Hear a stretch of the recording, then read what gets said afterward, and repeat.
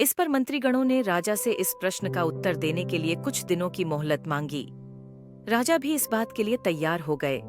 महल से बाहर निकलकर सभी मंत्रीगण इस प्रश्न का उत्तर ढूंढने लगे। पहले ने कहा कि दुनिया की सबसे बड़ी चीज भगवान है, तो दूसरा कहने लगा कि दुनिया की सबसे बड़ी चीज भूख है। तीसरे ने दोनों के जवाब को नकार दिया और कहा कि भगवान कोई चीज नहीं है और भूख को भी बर्दाश्त किया जा सकता है। इसलिए राजा के प्रश्न का उत्तर इन दोनों में से कोई नहीं है। धीरे धीरे समय बीतता गया और मोहल्लत में लिए गए सभी दिन भी गुजर गए। फिर भी राजा द्वारा पूछे गए प्रश्न का जवाब न मिलने पर सभी मंत्रीगणों को अपनी जान की फिक्र सताने लगी। कोई अन्य उपाय न मिलने पर वो सभी बीरबल के पास पहुंचे और उन्हें अपनी पूरी कहानी सुनाई। बीरबल पहले से ही इस बात से परिचित थे।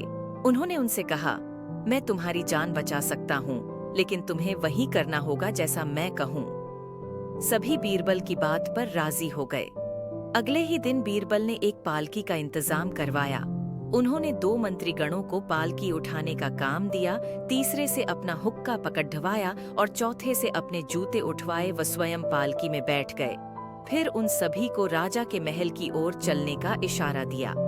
जब सभी बीरबल को लेकर दरबार में पहुंचे तो महाराज इस मंजर को देखकर हैरान थे। इससे पहले कि वो बीरबल से कुछ पूछते, बीरबल खुद ही राजा से बोले, महाराज, दुनिया की सबसे बड़ी चीज गरज होती है। अपनी गरज के कारण ही ये सब मेरी पालकी को उठाकर यहाँ तक ले आए हैं। ये सुन महाराज मुस्कुराए बिना न रह सके और सभी मंत्रीगण शर्म के मारे सिर झुकाए खड़ी ढे रहे। कहानी से सीख। इस कहानी से हमें यह सीख मिलती है कि हमें कभी भी किसी की योग्यता से जलना नहीं चाहिए, बल्कि उससे सीख लेकर खुद को भी बेहतर बनाने की कोशिश करनी चाहिए।